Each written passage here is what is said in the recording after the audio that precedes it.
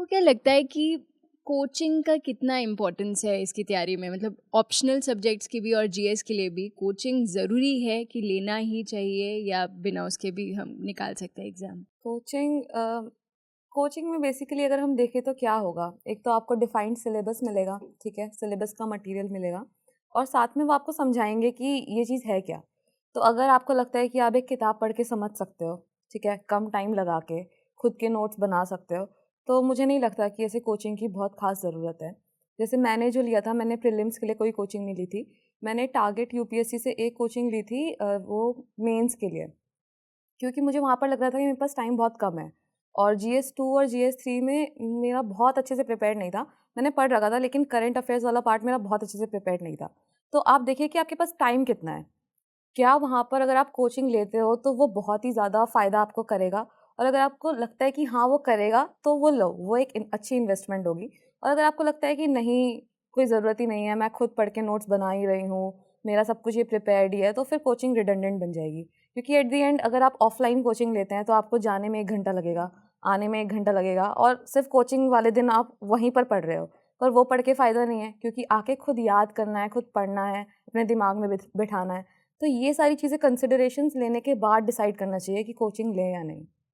मेरा भी मानना इसमें यही है कि अपने हिसाब से देखें आपको कोचिंग की नीड है या नहीं है। कि कुछ पर्टिकुलर सब्जेक्ट के, जैसे फॉर एग्जांपल मुझे लगता था जीएस मैं खुद कर लूँगा बट ऑप्शनल के लिए कोचिंग चाहिए।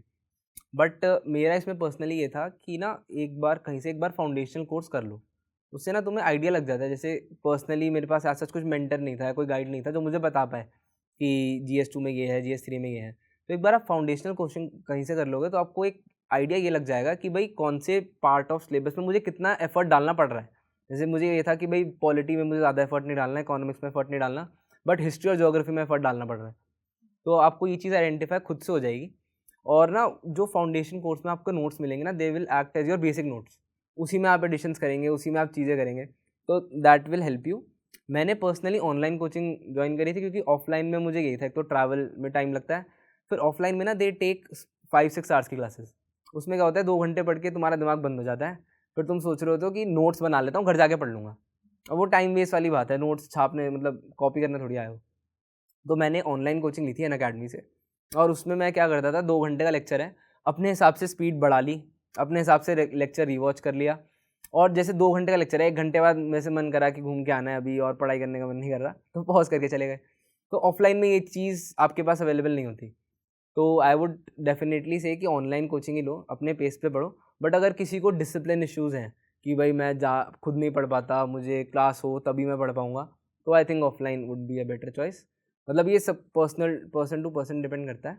बट आई वुड स्टिल से कि अगर coaching if you can afford, तो कोचिंग लेने में कोई बुराई नहीं है, it's not a bad thing, and ली जा सकती है क्योंकि वो फाउंडेशन वाला काम हेल्प होती है काफ़ी। क्योंकि if you do not have mentors, अगर फैमिली में कोई है या if you have elder brother या कोई नेबर में है, तो फिर you can avoid, but I think you should take it. I think coaching लेते हैं लोग अंडरस्टैंडिंग के लिए और अपना कॉन्सेप्ट्स बिल्ड करने के लिए। मोस्टली आई थिंक ऑप्शनल में शायद ज़रूरत पड़ सकती है अगर आपको चीज़ें समझ में नहीं आ रही।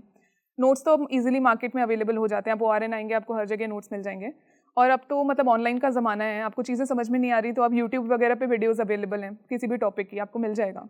तो बहुत एक्सट्रीम केस होगा तो आई थिंक आपको कोचिंग ले लेनी चाहिए। अदरवाइज अब तो self study, because at the end आपको करना सेल्फ स्टडी ही है। तो मुझे लगता है कि सेल्फ स्टडी से एग्जाम इजीली क्वालिफाई किया जा सकता है। Coaching as such is not important until and unless कि आपको लग रहा है कि आपको समझ में नहीं आ रहा, बहुत ज़्यादा ही नहीं समझ में आ रहा। तो क्योंकि मोस्टली जो एस्पिरेंट्स है, मेजॉरिटी ऑफ द एस्पिरेंट्स वो आते हैं मिडिल क्लास से या फिर लोअर इनकम बैकग्राउंड से, और कोचिंग बहुत ही अनअफोर्डेबल हो जाता है ऐसे लोगों के लिए। तो आप ऑनलाइन जाइए, यूट्यूब पे वीडियोस मिल जाती है। मैंने खुद भी बहुत सारी वीडियोस ऐसे यूट्यूब पे देख देख के किया है। तो coaching as such is not important मुझे लगता है। मेरा सवाल आप तीनों से है। जैसे कि आप तीनों ने यूपीएससी क्लियर किया है, तो यूपीएससी की जर्नी बहुत लंबी होती है, काफ़ी अप्स एंड डाउन्स आते हैं। कभी कभी अगर एक अटेम्प्ट में क्लियर ना हो तो लगता है कि अब दे पाएंगे कि नहीं, खुद में वो होना लगता है। तो अब आपका अटेम्प्ट क्लियर हो गया, अब आपको कैसा फील हो रहा है? और दूसरा क्वेश्चन ये है कि उस समय आपने खुद को कैसे मोटिवेट रखा कि आप आगे के अटेम्प्ट दे पाए? कैसा लग रहा है? एक तो बहुत ही स्ट्रेस फ्री लग रहा है और सब लोग बुलाते हैं तो बहुत ही अच्छा लगता है कि हाँ, अभी इतना सम्मान भी मिल रहा है, तो ऑब्वियसली बहुत ही अच्छा लग रहा है कि ये भी सोच के कि अब हम उस साइकिल से भी निकल गए हैं, ठीक है। बहुत ही रिलीव्ड फीलिंग है। अब कैसे मोटिवेट रखा, सबसे पहले तो एक स्ट्रॉन्ग माइंड होना चाहिए कि हाँ हमें ये करना ही है। जिससे मैंने बताया कि मैंने स्टार्ट करने से पहले ही सोच रखा था कि मैं 6 अटेम्प्ट्स दूंगी, तो मतलब मेरे दिमाग में था कि हाँ इतना टाइम लग सकता है कि जब तक नहीं ही होगा। पर ये ज़रूरी नहीं है कि ऐसा ही दिमाग आपका हर वक्त बना रहे, क्योंकि जैसे ही फेलियर आता है तो वो बहुत ही लो पॉइंट्स होते हैं। उस वक्त आपके पास एक सपोर्ट सिस्टम होना चाहिए। ज़्यादातर एस्पिरेंट्स जितने भी हैं, फैमिली उनका सबसे बड़ा सपोर्ट सिस्टम है, तो एक सपोर्टिव फैमिली होना बहुत ही ज़रूरी है, ठीक है। जो जब आप हार जाओ तो आपको बोले कि कोई बात नहीं, अगली बार हो जाएगा, थोड़ा घूम के आते हैं, थोड़ा फ्रेश होके आते हैं, फिर दोबारा पढ़ेंगे। तो यही चीज़ है कि क्लियर रखना है कि कितने देने हैं। हो सकता है कि कोई 3 ही अटेम्प्ट्स देना चाहता है, तो अपना प्लान भी तैयार रखे, लेकिन वो भी 2 अटेम्प्ट्स के बाद, जब आप आखिरी अटेम्प्ट दे रहे हो तब। जब तक आप अपने सेट क्राइटेरिया के उतने अटेम्प्ट्स नहीं ले लेते हो, जैसे 3 या 4, तब तक आप कोई प्लान बी मत रखो। ये तो मेरा मानना है, क्योंकि फिर अगर आप प्लान बी रखते हो तो फिर आपका दिमाग रहता है कि अच्छा वो वाला भी दे देते हैं, फिर आप इसमें कभी भी आप 100% फोकस्ड नहीं रहोगे। तो प्लान बी बाद में देखो, लेकिन पहले पूरा अपनी एनर्जी इस पर लगाओ, ये बहुत ज़रूरी है। मेरे भी सिमिलर व्यूज़ हैं कि एक तो फर्स्ट ऑफ ऑल पहली फीलिंग यही है स्ट्रेस रिलीफ वाली, कि अब दोबारा से प्रीलिम्स नहीं देना, दोबारा से वो अखबार से नोट्स नहीं बनाने, दोबारा से आंसर राइटिंग प्रैक्टिस नहीं करनी, तो वो रिलीफ सबसे बड़ा होता है। फिर दूसरी चीज़ वही कि अब सोशल रिस्पेक्ट एकदम से बढ़ गई है। घर में भी कुछ बोलो ना तो सब सुनते हैं ध्यान से एकदम, मतलब जैसे पहले क्या होता था, घर में सब बात कर रहे हैं, मैं कुछ बोल रहा हूँ तो सबकी बात आपस में चल रही है, अब मैंने कुछ बोलना शुरू करा तो सब मुझे सुनते हैं, मतलब एकदम ना वो ऑकवर्ड साइलेंस हो जाती है। तो ये वाली चीज़ें हैं एन्जॉयबल। एंड रही बात अपने आप को इस पूरी प्रोसेस में लेके कैसे चलें, उसके लिए वही चीज़ कि एक तो एक हॉबी अपना मेंटेन रखें, कि जिसको आप फ्री टाइम में अपने आप को, जब आप रिलैक्स मोड में जाएं तब आप वो चीज़ फॉलो करें। और सेकंड चीज़ क्लैरिटी रखें अपने माइंड में कि भाई इतने अटैम्प्ट लग सकते हैं, मैं इतने अटैम्प्ट दूंगी। और वही वाली चीज़, अगर आप डिस्ट्रैक्ट होंगे ना, जैसे फॉर एग्जांपल बहुत लोग क्या करते हैं, प्लान बी की तरफ डिस्ट्रैक्ट हो जाते हैं, यूपीएससी के टाइम ही उनका यूपीपीएससी का प्रीलिम्स होता है, फिर वो कंफ्यूज होते हैं कि मेंस की पढ़ें क्योंकि मेंस की तैयारी है नहीं, या यूपीपीएससी का प्रीलिम्स पढ़ें क्योंकि प्रीलिम्स भी आ रहा है। तो ये डिस्ट्रैक्शन हमें नहीं चाहिए, at least for the first few attempts.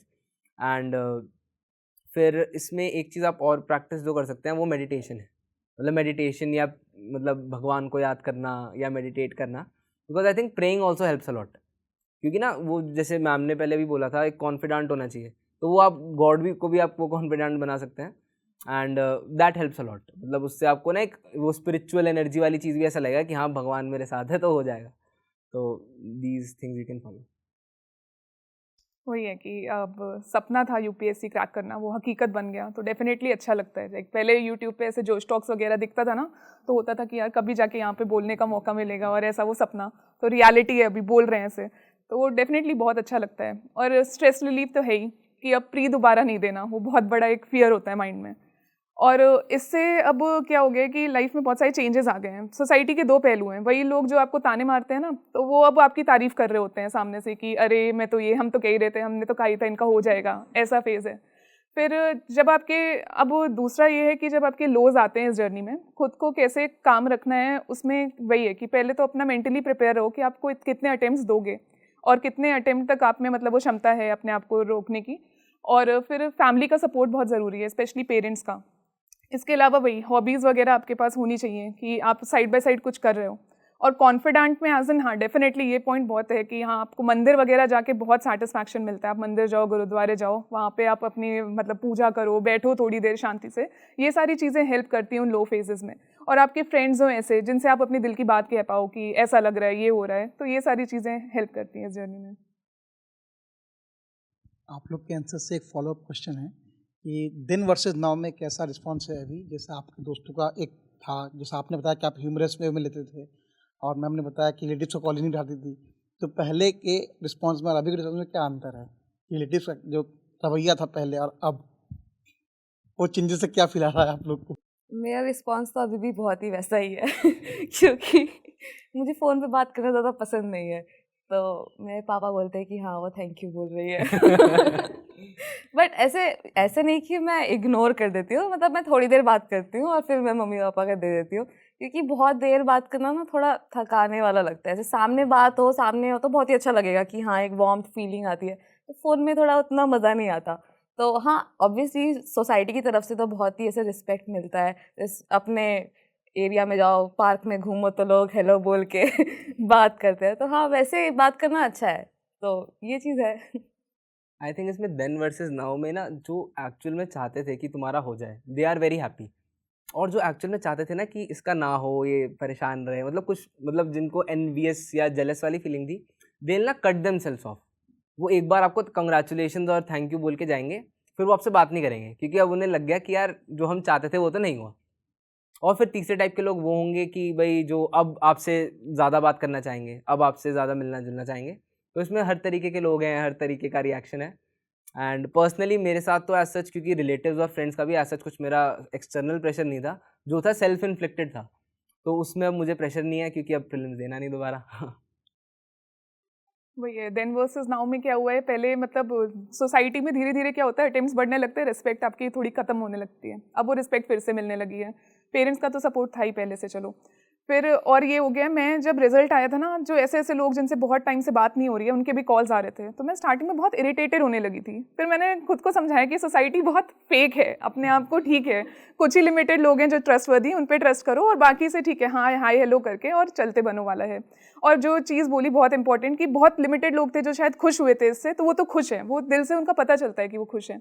कुछ ऐसे थे जो बोलते हैं कि इन्होंने बोला कॉन्ग्रेचुलेशंस, एक दो तो ऐसे थे जो मुझे कॉन्ग्रेचुलेट तक नहीं करने आए, वो तो उन्होंने उस दिन से, जिस दिन लिस्ट में नाम आया ना, उन्होंने बात ही करना बंद कर दिया। तो ऐसे ऐसे लोग भी मिलेंगे। तो बस ठीक है, बस ब्लेसिंग्स हैं सबकी कि रिजल्ट क्लियर हो गया, टच वुड। तो ये थी ऑप्शनल सब्जेक्ट्स यूपीएससी की जर्नी की ABC। आशा करते हैं हमारे ऑडियंस को, हमारे एस्पिरेंट्स को कुछ हेल्प मिली होगी इसी से। और इसी के साथ आज का हम ये सेशन यहीं एंड करते हैं। थैंक यू सो मच, आप लोगों ने अपना समय निकाला, आप यहाँ आए, और थैंक यू सो मच कि आप लोग और हमारे श्रोता अभी तक हमारे साथ बने रहे। Thank you.